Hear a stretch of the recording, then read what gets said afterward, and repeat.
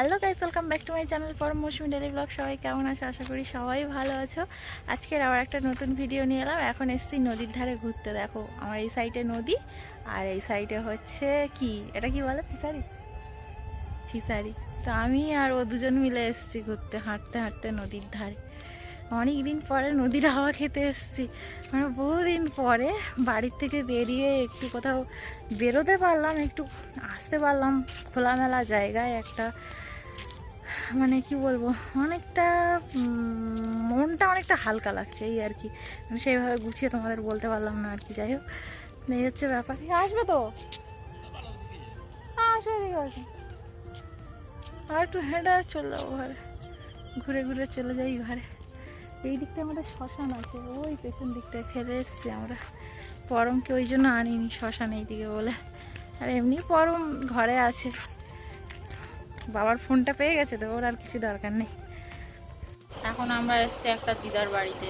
এসে ইনি খেলো, এসে কি মৌকি মাছের ঝাল চচ্চড়ি দিয়ে মুড়ি। দেখো ওই দিকে, দেখো বাটি, দেখো খাওয়া হয়ে গেছে, ফাঁকা খাওয়া হয়ে গেছে, ফাঁকাটা দেখাচ্ছে তোমাদেরকে। খেয়ে নিয়েছে, এসে এত জোরে খিদে পেয়েছিল, খেয়ে নিয়েছে। খাওয়া বাকি আছে। দিদা ওদিকে চা করছে, ওই দেখো চা করছে, ফোনে কথা বলছে। ওই যে চা হচ্ছে ওদিকে রান্নাঘরে, ঠিকঠাক দেখা যাচ্ছে না দিদা বলে কোনে বোর। ও দিদা, দিদা তোমাকে কি বলছে বলে, কোনে বোর মতো লাগছে।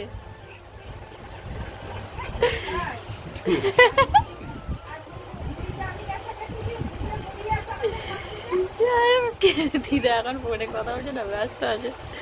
কথাটা বলেনি, তারপর তোমার দেবে ফোনে বউ লাগছে কি কি লাগছে, তখন বলবে, দেখবে। খুব গেল। দিদা চা নিয়ে চলে আসছে। বিস্কুটটা আমাকে দিয়ে গেল, আঙুল দিয়ে দেখিয়ে দিয়ে গেল, বলে ওই যে কটা বিস্কুট দিয়েছে দেখি। 4টে 5টা। ওই দা আসো, বসো, 3 কাপ চাই তো নিয়ে চলে আসতে, বসো। কাল তো ভোটের দিন। কাল ভোট, ভোট কি হবে কে জানে।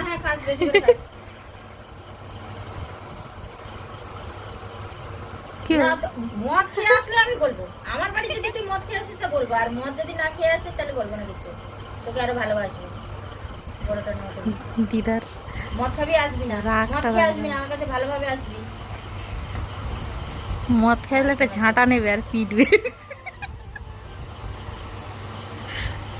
দিদাদের বাড়ি খেয়ে দিয়ে দিদার সঙ্গে একটু ইয়ার্কি ফাজলামো মেরে গল্প আড্ডা দিয়ে চলে এলাম ঘরে, মানে মামাদের বাড়ি।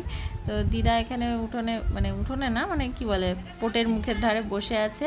আর অনেকগুলো আম নিয়ে এসছে বাজার দিয়ে কিনে, একদম গাছের পাকা, গাছ পাকা আম যেটা বলে। আমি এখনও আমগুলো খাইনি, খেয়ে দেখিনি, খাবো বলে একটা নিয়েছি।